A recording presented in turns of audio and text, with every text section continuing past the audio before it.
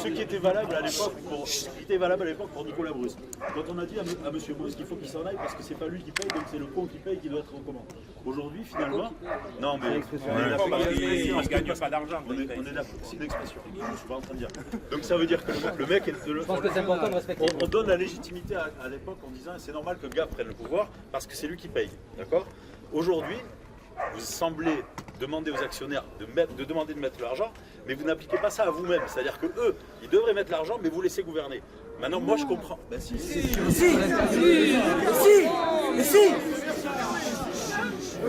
Donc nous, aujourd'hui, je ne suis qu'un supporter. Je ne suis qu'un biarro parmi tant d'autres. Je demande juste une chose. Si vous n'avez pas les moyens, ne vous entêtez pas. Partez. Les honneurs, on s'en bat les couilles. Non, mais c'est pas le problème. Rembourser ses parts, tout ça, c'est pas la question. Non, mais partez.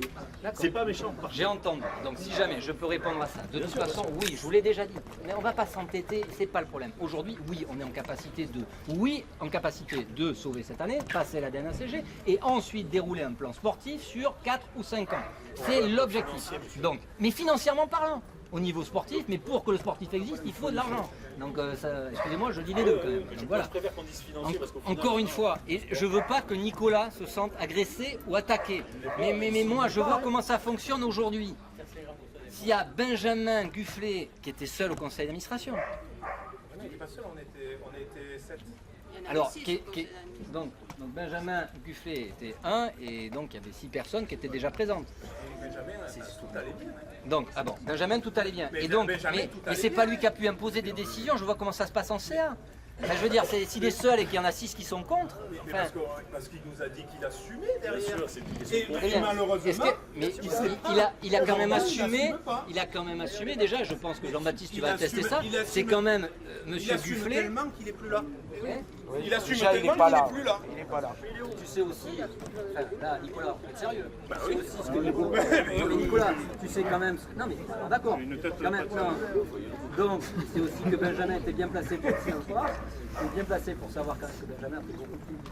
Et ça a été quand même très compliqué, ça a été très violent, ça a été très brutal. Et aujourd'hui, c'est toi qui les prends. Pour les autres aussi, je pense. Et aujourd'hui, c'est toi qui les prends pour eux. Il n'y a pas de problème. Je veux pas. Mais toi, t'assumes. Est-ce qu'on l'a dit? On lui redemande de revenir. Encore une fois, monsieur Alvigi est là. J'aimerais qu'on sache pourquoi, effectivement, monsieur Brusque et les historiques ont été effectivement écartés le 5 février. Ah oui, on peut leur avoir jeudi. D'accord. Alors, comme vous le savez tous, je suis hongkongais, donc ça fait 8 ans maintenant que je vis à Hong Kong. L'année dernière, à peu près à la même date, j'ai en effet reçu un appel de M. Gufflet. Donc monsieur Gufflet a quand même fait me dire les Hongkongais. laissez-le parler. Oui, alors pour après d'ailleurs nous dire que les Chinois veulent acheter le Pays Basque et que c'est tant mieux qu'ils soient partis. Bon, c'est quand même vous qui nous avez fait venir, donc pardon. Je veux dire, c'est monsieur Gufflet quand même. Voilà, une solution formidable. Donc M. Gufflet m'a appelé il y a un an, m'a appelé en me disant il paraît que vous vous intéressez au rugby, patati patata. Ce que je vous propose, c'est d'investir. Je suis actionnaire d'un club de rugby au Pays Basque qui s'appelle Biarritz. Je connais, je suis quand même pas loin d'Agen. Tu achètes avec moi plus de parts de ce club de rugby. Nous montons en top 14. Tu revends tes parts, tu gagnes de l'argent. Donc j'ai raccroché. Ça, c'était le premier call. Ah ouais. Voilà. Oui, J'espère. Deuxième appel. Donc le lien de tout ça est Jack Isaac, qui était notre entraîneur pendant 2 ans à Hong Kong. Deuxième appel, il me dit est-ce que si jamais on trouvait un accord pour que tu puisses faire ton métier parmi nous, tu serais prêt à nous rejoindre. Donc mon métier, c'est quoi? C'est des régies publicitaires. Vous en avez tous entendu parler. On a 2 ou 3 clubs à Hong Kong. On fait ça toute la journée. On gère le sponsoring de clubs de rugby. D'accord. Bon. Je réponds à M. Gufflet. Hein? Non, mais on va y aller parce que ça explique. Si tu veux, j'arrête là. Vous me laissez le faire, développer, merci. Il m'y autorise. Donc, nous avons une situation, je lui dis, écoute, Benjamin, en rugby, on ne gagne pas d'argent en achetant des actions de clubs de rugby, personne ne gagne d'argent en gagnant, sauf 2 entités. La régie publicitaire, que tous les clubs de rugby qui sont en difficulté et qui ont besoin de trésorerie, en général, vendent, parce qu'on vend les bijoux de famille quand on est à sec. Ce qui a été fait au BO. Ce qui a été fait au BO, attends, mais je vais y venir. Par M. Blanco il y a 8 ans. Par M. Blanco, vous ne saviez pas, Donc, aujourd'hui, vous avez une régie, à ce moment-là, je ne le sais pas, qui s'appelle BO Vision. Donc, en fait, déjà, donc je dis, voilà, il y a deux personnes qui gagnent le gars qui font la publicitaire avec leur pourcentage. Donc, en France, on a entendu parler du pourcentage à 15%, c'est gros, on est là. Aujourd'hui, M. Blanco était très fort, parce qu'il y a 8 ans, il a signé un contrat de régie avec une régie qui actuellement gagne en effet 5%. Et cette régie, à l'époque, c'était à 8 millions, parce que vous étiez en top 14, et vous êtes descendu, votre sponsoring est passé à 4. Donc aujourd'hui, cette régie est en difficulté, parce qu'elle ne gagne pas sa vie juste pour payer ses salariés. Voilà, soyez en passant. La deuxième entité qui gagne, qui peut... Non, attends, bouge pas, je vais finir, tu m'as demandé. La deuxième entité qui peut gagner sa vie dans un stade de rugby, un club de rugby, c'est ceux qui vendent les sandwichs et la buvette. D'accord? Donc ça, c'est pas mon métier, donc ça m'intéresse pas. Je dis à Benjamin Gufflet, il me propose de venir au sein de la TSI, non pas dans le Biarritz Olympique. Nous, ça ne nous intéressait pas d'avoir un club de rugby. On est déjà actionnaire de l'UBB. On est très bien, ça nous coûte beaucoup moins d'argent avec des gens qui savent gérer. D'accord? On dit, ok, si tu nous donnes la régie, il n'y a pas de problème, on peut dealer sur un deal. Non, je voulais comparer. En fait, pour les avertir en rugby, je voulais juste comparer un président comme Laurent Marty à M. Reynaud. C'était tout ce que je voulais faire. Voilà. Que l'actionnaire majoritaire, c'est mais le président, c'est toi, le mec qui gère tous les jours. Voilà. Donc Marty, Reynaud. Très bien. Donc, de là, nous avons M. Gufflet avait ce dessein de prendre la majorité du club. Il lui fallait 1,5 million d'euros. On négocie ça. Et nous avons envoyé 1,5 million d'euros dans les mêmes conditions que l'année dernière, au moment où le club, suite au vote de M. Gufflet depuis 2 ans en conseil d'administration, qui demandait d'augmenter les coûts par des recrutements dispendieux qu'on n'avait pas les moyens d'assumer, ce qu'on appelle de la spéculation, c'est-à-dire mes recettes sont à 9, l'année dernière vos recettes étaient à 9, mais je vais faire croire à mes amis du conseil d'administration que je vais payer, donc je vais leur demander de voter un budget à 10,5. Parce que si j'ai des soi-disant meilleurs joueurs, un meilleur staff, etc., j'aurai plus de billetterie, plus de sponsoring. Et donc à la fin de l'année, je pourrai rembourser le risque spéculatif que j'ai pris en début d'année en annonçant mon budget.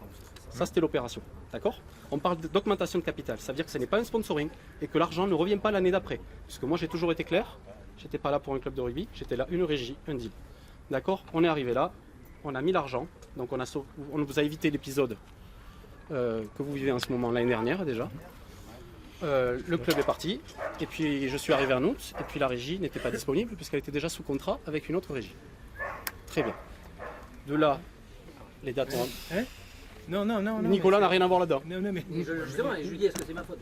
Non, mais alors on n'est pas en train je suis en train de faire l'historique. Je fais l'historique. Malheureusement, les gens qui sont... Comment? Non, pas tout le monde. Mais le seul... Non, mais je veux finir mon déroulé. Donc, on arrive là, la régie n'est pas disponible. Monsieur Gufflet, qui est mon interlocuteur, demandait à l'époque 50% de cette régie. C'est-à-dire que ce n'était pas la régie que pour nous, il voulait 50% de la régie. Donc il crée la structure et il dit... Oui, de toute façon, là, pareil pour ça, on a un cabis. Donc, il fait un cabis, bam bam, on va faire 50-50, ça va être super. Mais par contre, j'ai les papiers, j'ai le contrat de création. Parce que toi, par contre, tu n'as qu'un cabis. Moi, j'ai le cabis et les documents. Donc, on avance comme ça, il n'y a pas de régie. Et là, il dit il faut sortir la régie actuelle, patati patata, ça ne marche pas. Mais en attendant, on est là. Et on a une saison qui commence à fonctionner. Avec ce que je viens de vous dire, on a voté un budget à 10,5 avec une augmentation de capital, mais on n'a que 9 de recettes. Entre-temps, vous avez en effet le départ de Capgemini. Donc ça veut dire que l'année prochaine, on n'est plus qu'à 7,5 de recettes. Exactement. Bon. Donc, on avance comme ça. Et donc, on arrive à une situation où on est bloqué. Le club, on le sait déjà, au mois de mars-avril, va se retrouver en difficulté de trésorerie, pas de budget. Donc, depuis, vous avez résolu ça en bloquant les prélèvements URSSAF et les paiements des fournisseurs. Vous avez crédité ça sur les prochains mois. Voilà. Mais non, mais là, on te parle de ta gestion à toi. Très bien. Voilà. Donc, si vous avez passé mai-juin, là, c'est parce que vous avez fait une ficelle légale, attention, légale, de gestion. Et donc, vous avez pris un crédit sur l'URSSAF que vous devrez payer dans les prochains mois. Donc, la régie n'est pas là. Et donc, on a M. Gufflet. C'est pour ça que je vais être très sympa avec M. Ledoux. Vous allez voir. Parce que M. Ledoux, jusque-là, on ne l'a pas vu.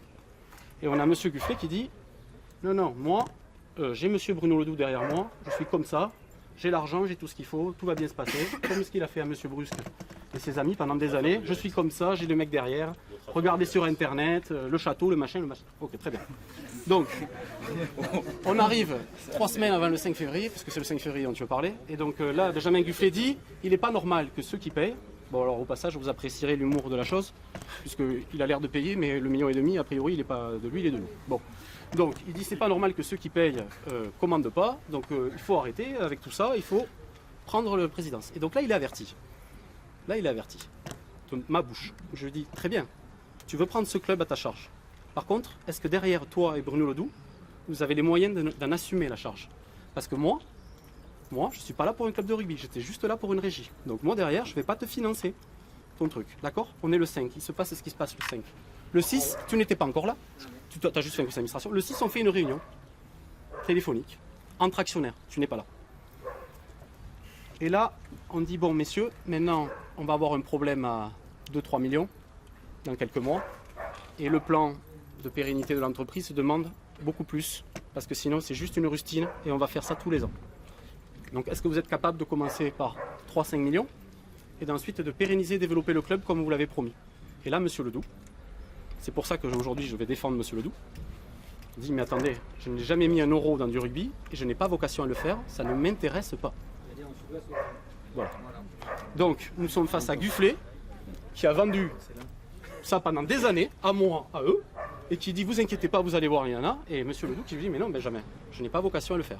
Donc là on a un problème, on est le 6 février. Suite à ça, je prends un avion, je vais au Canada, rencontrer Louis-Vincent Gave, fils, pas Charles Gave. Et je lui dis voilà, là on a un problème, parce qu'on a mis 1,5 million pour une régie publicitaire, on s'est fait avoir, mais par contre, notre argent a servi à des dessins pour le moins assez compliqués, à renverser pour la vanité d'un homme, une équipe et des historiques en place, et maintenant les gens qui sont là n'ont pas les moyens de sauver le club dans quelques mois. Et dans la réaction de Louis Gave, c'est mais attends, j'ai pas de maison au Pays Basque, j'ai pas d'intérêt au Pays Basque, j'ai pas d'entreprise en France, qu'est-ce que tu veux que j'aille foutre dans ce merdier? Et donc là, il y a un seul truc qui fait la différence, c'est qu'on est très amis avec Jacques Isaac. D'accord? Et donc là, ce qu'il pense, il se dit, il y a quand même 70 emplois et 70 foyers dont il faut sauver l'emploi. Donc je veux bien discuter. Nous venons à Paris, nous rencontrons M. Ledoux et M. Gufflet, nous faisons une proposition. Rien à voir avec nous achetons le Pays Basque. Bien au contraire. C'est Bruno, M. Gave, pour certains ne l'ont pas encore rencontré, peut-être je vous le souhaite un jour, dit Bruno, je vais t'enlever d'un problème, si tu le veux, puisque ça a l'air d'être très compliqué, je veux bien sauver les 70 emplois du Biarritz Olympique, je reprends le club, je fais une offre, donc financière que vous avez tous vue, je m'en occupe, et le rugby me plaît, je pérennise ce club. Sinon, deuxième solution, je le fais pas, je m'en vais, tu le fais. D'accord? Troisième solution, je le fais pas, tu le fais pas, personne le fait, le club meurt. Très bien. À ce moment-là, M. Ledoux, je vais encore le redéfendre, est très enclin à la discussion parce qu'il le redit, ce n'est pas mon projet, c'est le projet de M. Gufflet. Le soir de ça, M. Gufflet appelle M. Gave et lui dit « Si tu vas au Pays Basque, sans moi, je suis la caution morale de ce pays, tu te feras bombarder, tout le Pays Basque est avec moi, ils ne vous aiment pas, vous êtes des Hongkongais capitalistes. » M. Gave m'appelle tout de suite et me dit ben, « J'y vais pas, j'ai l'exemple de la famille Savard au Stade Français, je ne vais pas perdre des millions d'euros chaque année pour me retrouver à me faire insulter par toute la population alors que je n'ai aucun intérêt à faire ça. » Je le convainc de prendre un avion et de venir à Biarritz. Il arrive un mardi, il pleut, c'est dégueulasse, c'est l'hiver, il est à l'hôtel de... qui ramène Louis-Vincent Gave de l'aéroport jusqu'à son hôtel au Café de Paris. D'accord. Et d'ailleurs, vous avez le temps, il y a Benjamin Gufflet à ce moment qui lui dit, et qui lui redit à ce moment-là, il faut que tu le fasses avec moi, je suis président, tu me payes pour ça, donc depuis tu as pris ce poste, tu me payes pour ça, et dans moi, la voiture Non, Benjamin Gufflet lui dit ça à l'aéroport. Très bien, peu importe, on y vient à la suite. Très bien, oui, ben oui, la preuve. Donc nous arrivons là. Et monsieur Louis-Vincent Gave ne cesse de fêter dans la voiture. Qu'est-ce que je suis venu faire ici? Pourquoi? Exactement, on y vient. Parce que... Donc, ah oui, mais si, il n'était pas au courant. Là, à ce moment-là, il s'est dit, mais attends, mais je vais aller au Pays Basque, je sais pas où c'est, il paraît qu'il y a des gens qui vont me tirer dessus.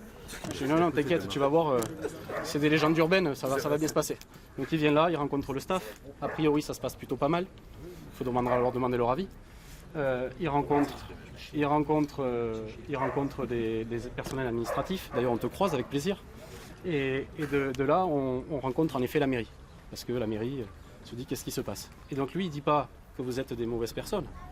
Lui, il dit, monsieur le maire, je me retrouve là. Si j'en ai les capacités, c'est peut-être que j'en ai l'obligation. C'est comme si vous passez devant Versailles et que ça brûle. Peut-être que vous rentrez, que vous essayez de sauver le minimum. Donc Biarritz, j'aime le rugby, c'est un monument. Je suis peut-être prêt à m'investir.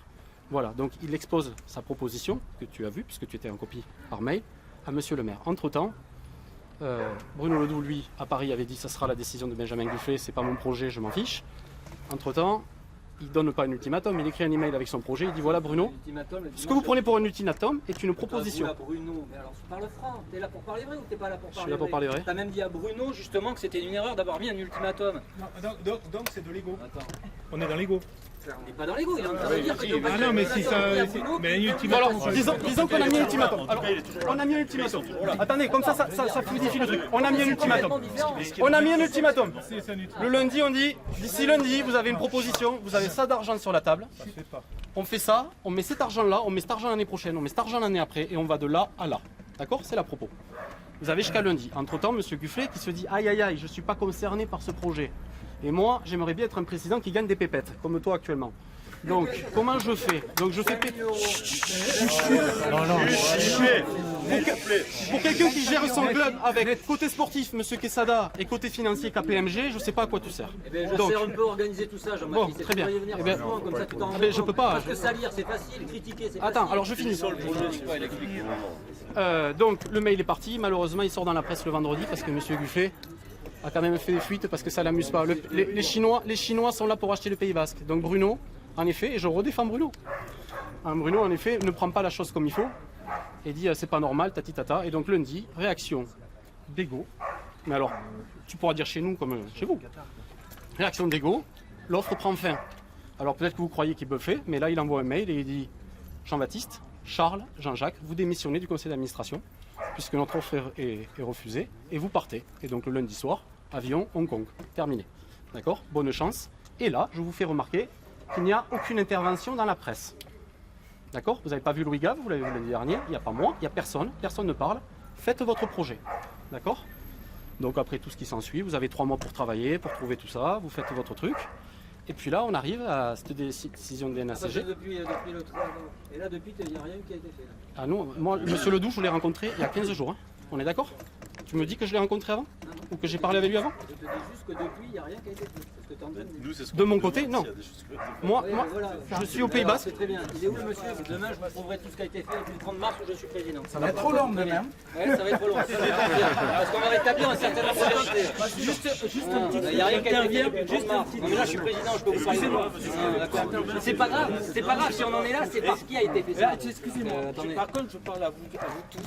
Par contre, moi, ce qui m'inquiète dans tout ça, moi, je suis un supporter lambda du Biarritz. Moi, ce qui m'inquiète, je fais l'analyse de tout. Il n'y a personne qui voulait mettre des... Ce que je vois, s'intéresser au Biarritz Olympique, mais tout le monde y est. Alors, moi, je sais plus comment croire les choses. Non, mais attendez, parce que si on en est là aujourd'hui, c'est que tous les gens aujourd'hui, là, les supporters là, qui ont du mal à la fin du mois, là, toute l'année qui suivent le rugby, et je parle tout le monde, même les associations, on ne les a pas respectés. Si on en est là aujourd'hui, c'est parce qu'on est là, on vous demande des explications. Là, moi, ce qui m'inquiète, alors j'y connais rien, les millions et tout. Moi, aujourd'hui, je me dis, mais personne veut du Biarritz Olympique, mais tout le monde est là. Il y a une question des gars. Non. Si j'écoutais l'histoire, Monsieur Ledoux, Monsieur Gave, etc. Comme il dit, il est à Hong Kong, il n'a pas voulu. Monsieur Ledoux, il ne veut pas mettre d'argent. Alors qu'est-ce qu'on fait aujourd'hui? Il y a une question d'ego. Ok, peut-être. Mais respectez tous les supporters qui sont là. Respectez-les. Merci. Encore une fois, c'est moi qui vous remercie. Merci de respecter tout cela. Tous les gens qui mettent, qui vont pour le Biarritz Olympique. Oui, mais vous avez tendance à oublier. Parce que vous, peut-être vous gagnez 9 000 ou 10 000 euros. Moi, je gagne le SMIC. Et quand je vais au match, c'est avec plaisir. Merci. Moins de ça. Donc, non. Merci. C'est tout ce que j'avais à dire.